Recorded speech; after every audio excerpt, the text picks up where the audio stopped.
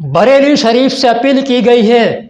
पहले आपसे छोटी सी रिक्वेस्ट है, वीडियो को लाइक करें, शेयर करें और चैनल को सब्सक्राइब करें। मैं आपको पढ़ के सुनाता हूँ। बरेली शरीफ दरगाह आला हजरत के सज्जादा नसीन हजरत एहसन मियाँ की अपील, शादी में बैंड बाजा डीजे आतिशबाजी तो निकाह ना पढ़ाए मौलवी काजी।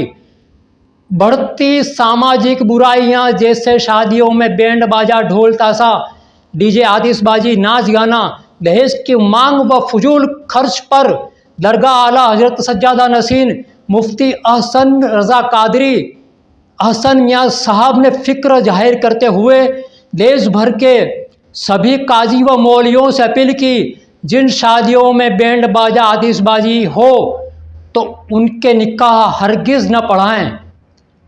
ये खबर हिंदुस्तान व जागरण में साया की गई है। यह खबर 2021 की है।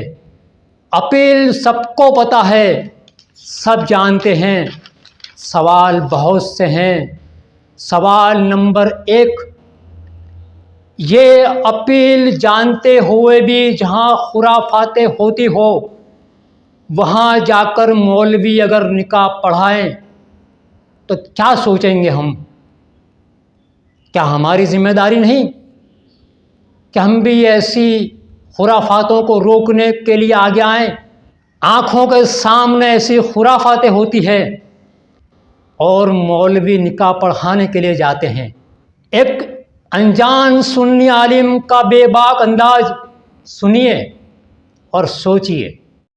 लेकिन देखिए, कहने का मकसद ये है कि अब इस गांव के अंदर, मैं अपने लिए नहीं कह रहा हूँ, मैं गुलामाने हजरत सैयदना पीर मंसूर शाह रहमतुल्लाह ताला अलैहि हूँ। मैं ये सैयदना धना शाह पीर रहमतुल्लाह, हमारे इस गांव के अंदर 2 अल्लाह के नेक वली आराम फरमाए। सुभान अल्लाह, सुभान अल्लाह। ऐसे नेक वली है कि जिन्होंने जिंदगी बसर इसलिए की कि कायनात के अंदर से तमाम खुराफातें गलत चीजों को खत्म कर दिया जाए। तो वो जिंदगी भर अल्लाह अल्लाह करते रहे, लोगों को दीन की दावत देते रहे, लोगों को गाने से बचाते रहे, टीवी से बचाते रहे, लोगों को नमाज की तरफ लाते रहे, लोगों को दाढ़ी रखवाते रहे, लोगों को गलत चीज से दूर करते रहे। जब वो नेक वली इतनी मेहनत के साथ लोगों को नेक बनाते रहे और जब वो इंतकाल होकर आराम फरमा रहे गए और जब उन्हीं के गाँव के अंदर गाना बजाना होगा तो उनके दिल पे क्या गुजरेगी, आप सोच रहे हैं? उन औलिया इकराम को कितनी तकलीफ होगी जिन्होंने चाहा था कि कायनात के अंदर से खुराफात खत्म हो जाए और उनके मजार उनके गांव के अंदर ये खुराफातें होगी तो उनको कितनी तकलीफें होगी एक दिन का। और आप सोच रहे होगे कि चलो शादी खुशी का माहौल एक दिन बजा लेंगे, लेकिन मैं इनसे तमाम बारातियों सबसे मोहब्बत करता हूँ इसलिए कि आपने मुस्तफा का कलमा पढ़ा है। आपकी मुझे फिक्र है भाई, क्योंकि हम एक दिन गाना आप देख रहे होगे मुसलमानों की कितनी परेशानी है। 3 महीना होता नहीं है, लड़की कहती मैं जाना तेरे साथ जमता नहीं है कि नहीं माहौल है? अब तलाक कितनी ज्यादा हो रही है। ये नहीं होता तो एक ही होता है, डॉक्टर साहब दवा दे दो, 3 साल हो गए औलाद नहीं हो रही। ये मसला भी फैल गया है।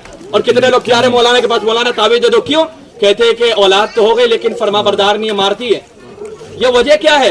औलाद हो रही है तो ना फरमान, या तो औलाद हो नहीं रही है, या तो बीवी साथ में मोहब्बत खत्म हो जा रही है, 3-4 महीने के बाद शादी तलाक हो जा रहा है। इसकी वजह क्या है? जो हम एक दिन मुस्तफा की सुन्नत को अदा करते वक्त गाना डीजे गाना नाचना खुदना करते हैं, इसकी नहुसत की वजह से शादी के अंदर जो बरकतें होती है उसे उठा लिया जाता है। तो एक दिन की खुशी के लिए जो इनकी 40 साल 45 साल 50 साल की आपस की जिंदगी रहेगी वो खराब नहीं हो रही है, वो खराब नहीं हो रही है।